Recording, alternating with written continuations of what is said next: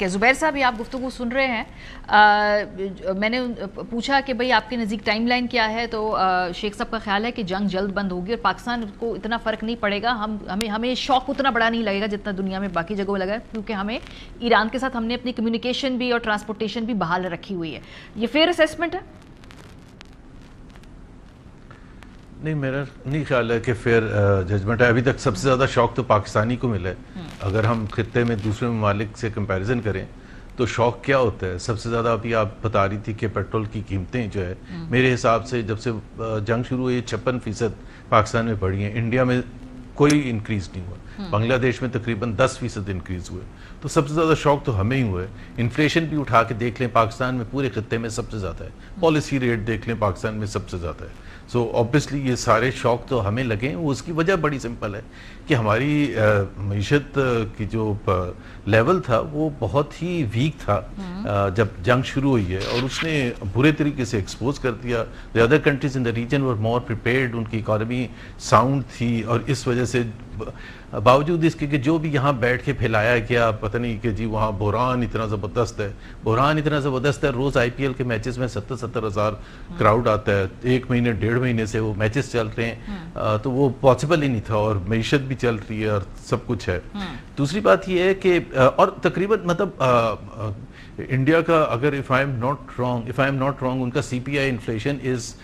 4%، ہمارا تقریباً 11% ہے، تو آپ کمپیریزن کر لیں۔ اسی طرح سے بنگلہ دیش کا تقریباً 7-8% ہے، ہمارا 11% ہے کے قریب ہے، آلموسٹ 11% ہے، and it's going up faster than the other countries in the region. دوسری شیخ صاحب کی اسیسمنٹ ظاہر سی بات ہے، وہ تو یہی کہہ رہے ہیں کہ ان کی پرسنل اسیسمنٹ ہے، اللہ کرے انہی کی اسیسمنٹ صحیح ہو، لیکن میں ان سے صرف اس حوالے سے ڈس ایگری کرتا ہوں کہ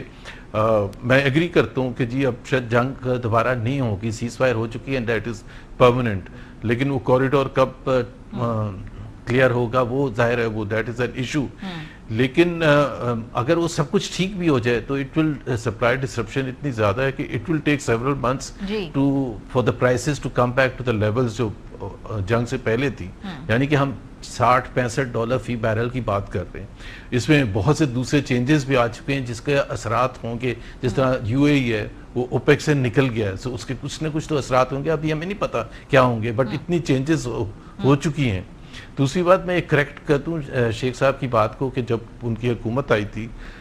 تو انفلیشن بہت زیادہ تھا، اور پھر انہوں نے نیچے لے کے آئے 5-6% پر۔ ایسی بات نہیں ہے، جب اپریل 2022 میں پی ایم ایل این کی حکومت آئی تھی تو 12.7% تھا C P I inflation, and it continue to go up month after month, 20% cross کیا، 25% کراس کیا، 30% کراس کیا، اور مئی 2023 میں جو کہ تقریباً 1 سال اور 1 مہینے کے بعد after they tick over 38% C P I inflation, جو پاکستان کی ریکارڈڈ تاریخ میں ہائیسٹ ایور تھا۔ اس کے بعد تھوڑا سا کم ہونا شروع ہوا، اور اس کی جو مین لاسٹ 2 سال پہ جو تھوڑا بہت کنٹرول تھا وہ ان کے سپلائی سائڈ کی وجہ سے نہیں تھا، ڈیمانڈ کی سپریشن کی وجہ سے تھا۔ ظاہر سی بات ہے قوت خرید اگر آپ دیکھیں 4 سال میں، ماریا سوری لاسٹ سینٹنس ہے، تو 65%، 60 سے 65% کم ہوئے پرچیزنگ پاور۔ تو پرچیزنگ پاور ہی جب آپ کی تقریباً اتنے برے طریقے سے متاثر ہوگی تو ظاہر سی بات ہے وہ جو انفلیشن کا ایک بیسک اصول ہوتا ہے کہ ظاہر ہے پیسے نہیں ہیں اور گڈز اس طرح سے موجود ہیں تو ڈیمانڈ ہی نہیں ہے، تو اس وجہ سے اس کی کم ہوئی ہے، and as soon as the shock came Pakistan could not contain. یہ زبیر صاحب ابھی یہ جو پیٹرول کی قیمت ہے، بیکاز اب عوام اب یہی پوچھ رہے ہیں کہ آپ مزید اس میں بڑھے گی، بڑھانی پڑے گی حکومت کو، کوئی آپشن نہیں ہے ان کے پاس، کوئی چوائس نہیں ہے۔ ایک تو میں وہ بڑی مجھے ہنسی آ رہی تھی، شیخ صاحب کہہ رہے تھے 2022 سے 2024، یہ ایکچولی ان کا کہنے کا مطلب یہ ہے کہ وہ ساری گڑبڑ پیپلز پارٹی کی وجہ سے تھی۔ جب سے پیپلز پارٹی نکلی ہے ان کی حکومت سے ایز کولیشن پارٹنر تو ٹھیک ہونا شروع ہو گیا۔ So this is what I get from ہم۔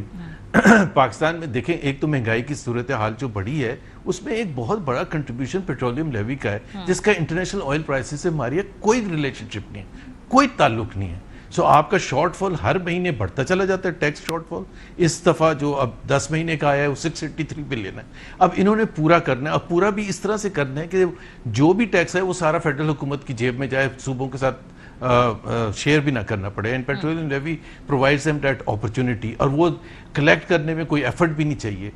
اگر آپ خود سوچیں کہ جب انٹرنیشنل آئل پرائسز بڑھنے کا اتنا امکان ہو رہا تھا, جو کہ ریالٹی تھی, تو آپ کو تھوڑا سا ہاتھ ہلکا رکھنا چاہیے تھا. اور میں اس کی ایک ایگزامپل دیتا ہوں کہ اگر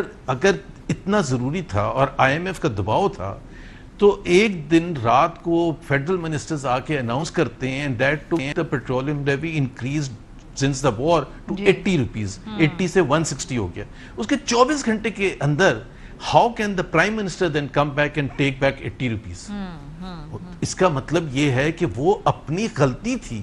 دباؤ اتنا بڑا, there was no answer to this question کہ بھائی آپ کے وزیر آ کے یہ کہہ کے گئے ہیں کہ انٹرنیشنل آئل پرائسز کا جھٹکا ہمیں لگا ہے اور وہ ہم نے پاس آن کرنا ہے, ہماری مجبوری ہے. لیکن اس دن یہ نہیں کہا کہ ہم اس میں یہ جو شامل ہے, یہ جو انکریز ہے میسو, اس میں پیٹرولیم لیوی ہے 40 روپے یا 40 روپے یا 50 روپے جو بھی تھا. سو 2 اوکیزنز پر انہوں نے بڑھا کے 80 روپے بڑھا دیے. And the prime minister comes back. اور جو امپیکٹ ہے اسی طرح سے ڈیزل کی پرائسنگ میں جس طرح سے کیا گیا کہ ڈیزل کی پرائسنگ کا فارمولا ہی غلط استعمال کر رہے تھے, اس کو کریکٹ کرنے کے لیے پھر وزیر اعظم خود آئے اور وزیر اعظم نے کہا کہ میں فل فور 135 روپے واپس لیتا ہوں. تو کوئی اکاؤنٹیبلٹی ہے یا نہیں ہے؟ اتنے بڑے بحران میں اگر ان کی کابینہ اور ان کے مشیر اور ان کے وزیر اور وزیر اعظم اتنی سی بیسک کیلکولیشن نہیں کر سکتے جو کہ ایک دکاندار کر سکتا ہے کہ ہاؤ ٹو